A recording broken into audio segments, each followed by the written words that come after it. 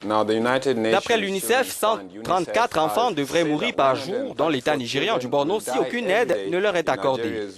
Ce sont près de 250 000 enfants qui souffrent de malnutrition sévère dans le nord-est du pays et cette crise prend des proportions inquiétantes.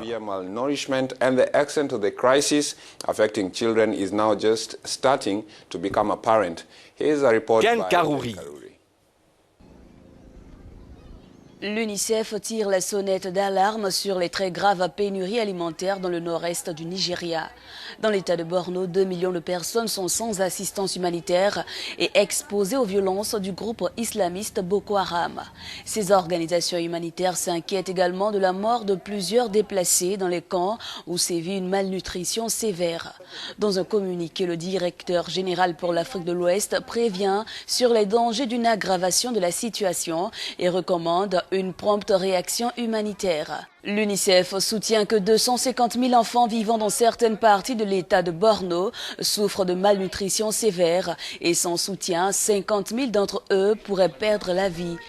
En début d'année, un appel aux dons pour 55,5 millions de dollars n'avait recueilli que 23 millions de dollars. Et puis le gouvernement nigérian de son côté a affirmé à plusieurs reprises que le groupe terroriste avait été affaibli ces derniers mois. Le président Muhammadu Buhari a déclaré que Boko Haram demeurait tout de même une menace sur le plan sécuritaire. La question de la famine dans le nord-est du pays est cruciale. Avec nous ce matin pour en discuter, Doon Porter, le directeur de communication d'UNICEF à Abuja, au Nigeria. Monsieur Porter, décrivez-nous la situation dans l'état du Borno actuellement. Les enfants représentent la couche la plus vulnérable de la population dans cette région. Mais c'est toute la population qui est affectée par les combats avec Boko Haram. Durant le conflit, les centres de santé et les installations de fourniture d'eau de cette zone particulièrement pauvre ont été détruites. Water, sanitation facilities have been destroyed. Les populations n'ont pas pu labourer les terres du fait de ce conflit. Nous sommes en présence d'une situation extrêmement délicate. Je rappelle qu'il y a près de 2 millions de personnes qui sont inaccessibles dans l'état du Borno.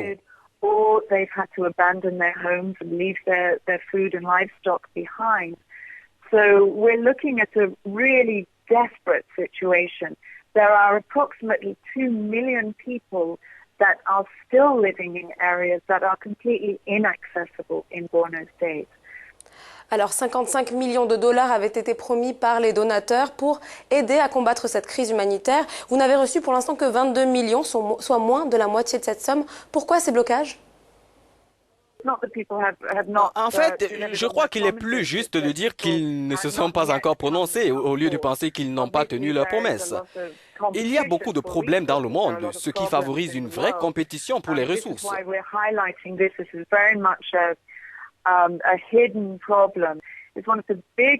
Le problème de déplacement à l'intérieur, la question du déplacement des personnes à l'intérieur du Nigeria est l'un des plus importants, est l'une des plus importantes au monde. Malheureusement, on n'en parle pas encore assez. Nous sommes même sur le point d'augmenter nos besoins pour cette région. Les donateurs, nous le pensons, auront donc du pain sur la planche.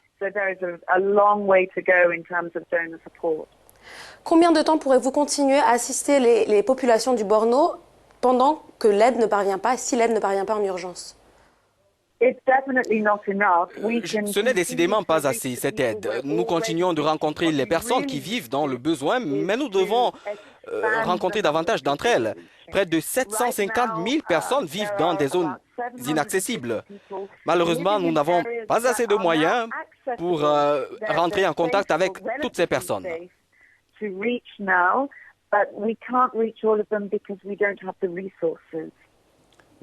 Voilà, c'était Doon Porter, responsable de la communication de l'UNICEF.